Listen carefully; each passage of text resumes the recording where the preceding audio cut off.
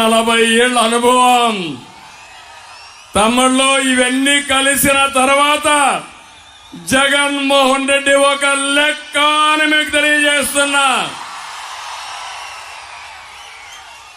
నిలబడతాడా అని తెలియజేస్తున్నా. మిమ్మల్ని అడుగుతున్నా, నిలబడనిద్దామా అని మిమ్మల్ని అడుగుతున్నా.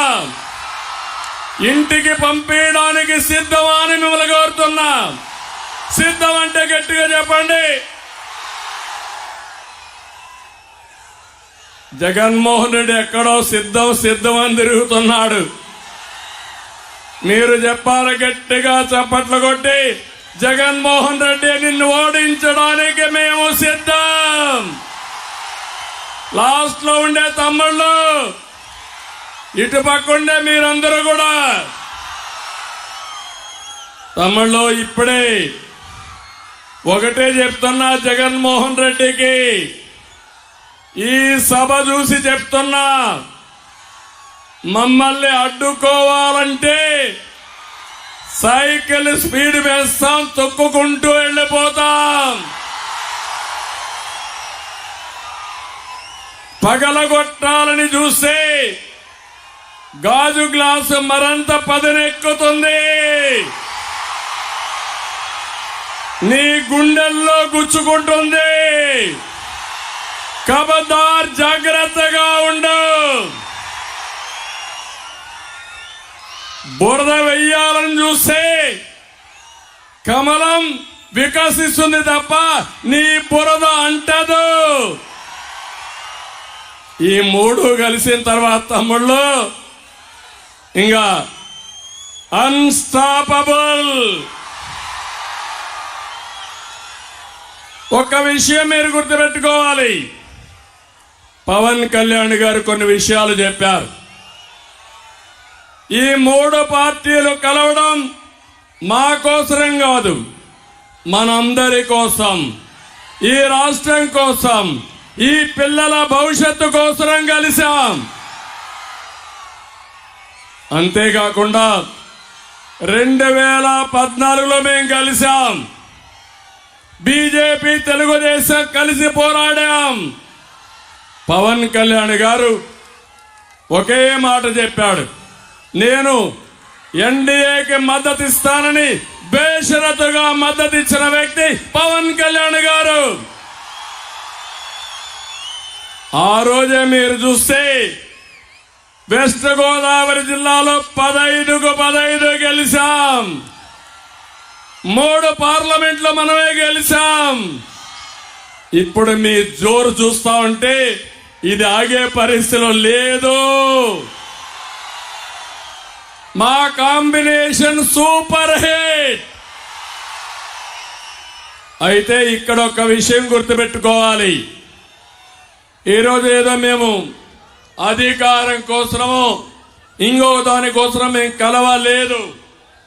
ఈరోజు ఒక విషయం మీరు చూస్తే పవన్ కళ్యాణ్ గారు కోట్ల రూపాయల ఆదాయాన్ని వదులుకొని, విలాసవంతమైన సినిమా రంగాన్ని వదులుకొని మీకోసం వచ్చారు. ఆ విషయం మీరు గుర్తుపెట్టుకోవాల్సిన అవసరం ఉంది.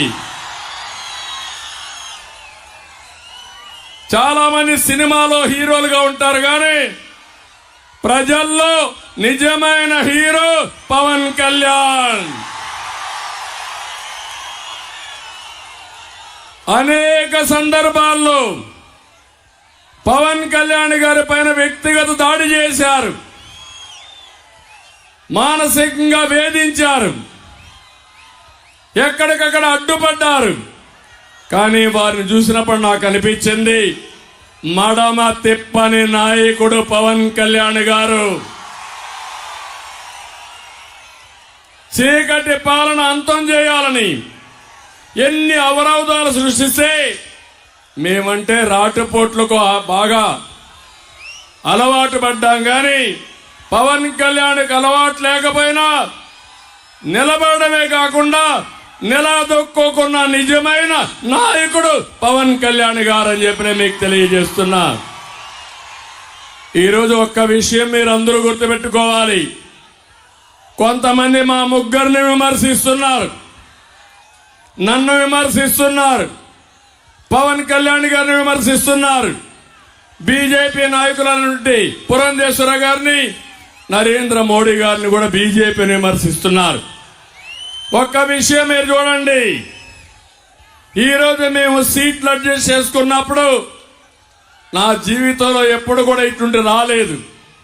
ఈ నిడదవోలో తెలుగుదేశం పార్టీ సింబల్ లేదు ప్రస్తుతం ఈ ఎలక్షన్ లో.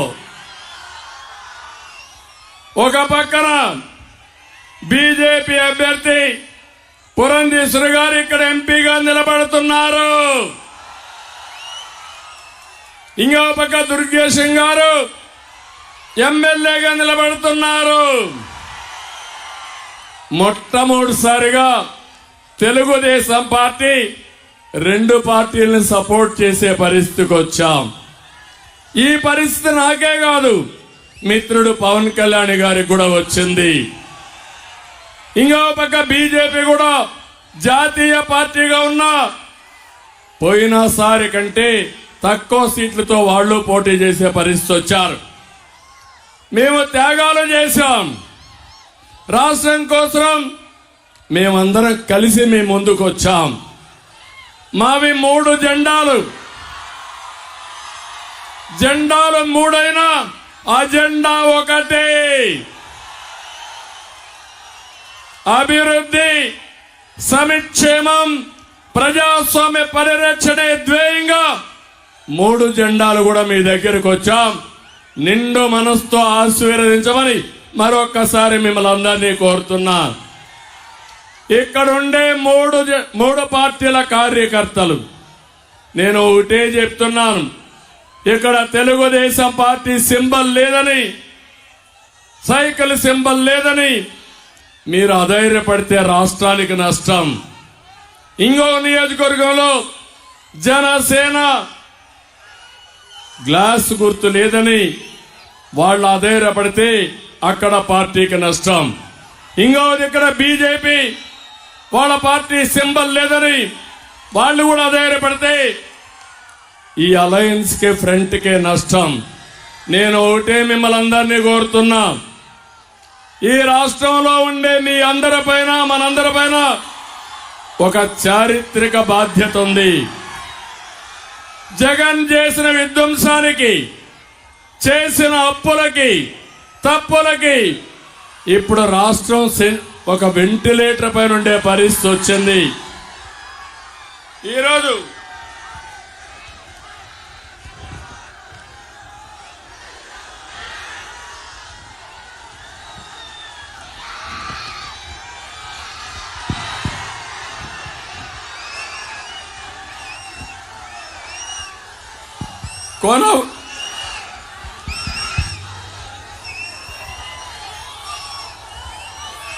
కొన ఊపిరిపై ఉన్న రాష్ట్రానికి ఎన్డీఏ